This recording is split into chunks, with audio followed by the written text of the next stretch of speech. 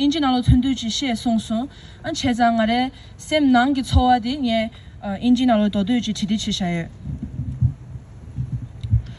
Last week, Tibetans and supporters around the world mourned the loss of Pawo Rangzen.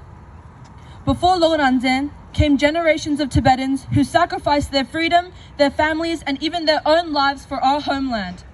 An alarming amount of Tibetans have self-immolated to protest the Chinese occupation of Tibet and to demand the world to pay attention. Loga Rangzen became another voice in that long and painful history.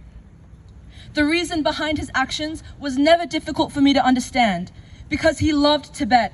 He loved it so deeply that even after decades in exile, he never stopped believing that Tibet belonged to the Tibetan people.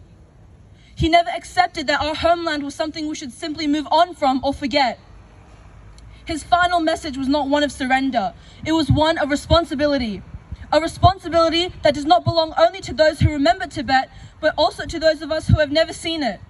I am one of those young Tibetans. I'm 15 years old, born and raised in exile.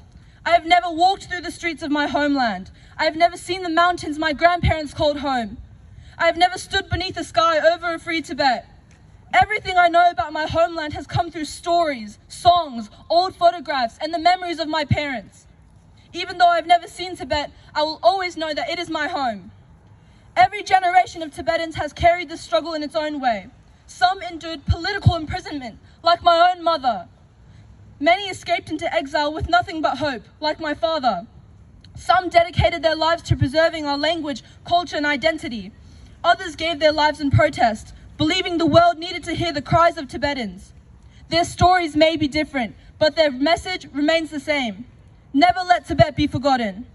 Loga Rangzen reminded us that Tibet is not something we're searching for. Tibet is already ours. We're not asking the world to give us a country. We're striving to restore the freedom that was taken from us. Sometimes being born in exile can make young Tibetans feel disconnected from our homeland. We have never seen its mountains, heard the sounds of its streets, or stood beneath its skies. But Tibet does not live only within its borders. It lives in our culture, and it lives in every young Tibetan who chooses not to forget. To my fellow young Tibetans, our generation cannot afford to be silent. We are no longer simply the children who inherited this struggle. We are becoming the generation that will decide where it goes next. If not us, then who? If not now, then when? We may not all stand on the front lines, but every one of us has a role to play. Learn our language, know our history, speak about Tibet, support one another, remain united, carry our identity with pride.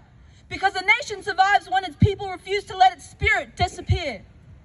And because of His Holiness' hard work in ensuring Tibetans in exile have the opportunities and resources that we do now. And to our parents, grandparents, and elders, please continue to teach us. Tell us the stories that history books cannot.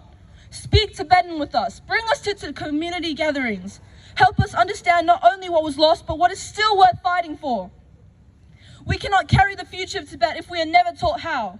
And to Pawo Loga Rangzen, thank you. Thank you for reminding the world that Tibet's voice is still alive. Your courage has awakened hearts across the world. We young Tibetans will always stand by you. I cannot promise that the road ahead will be easy, but I can promise this. I will never forget Tibet's struggle.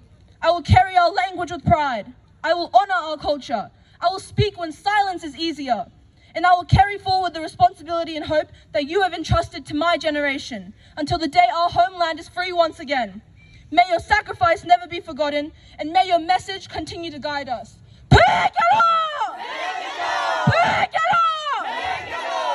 Tibet! Free Tibet! Free Tibet! Free Tibet! Long live! Long live! Stop killing! Stop killing!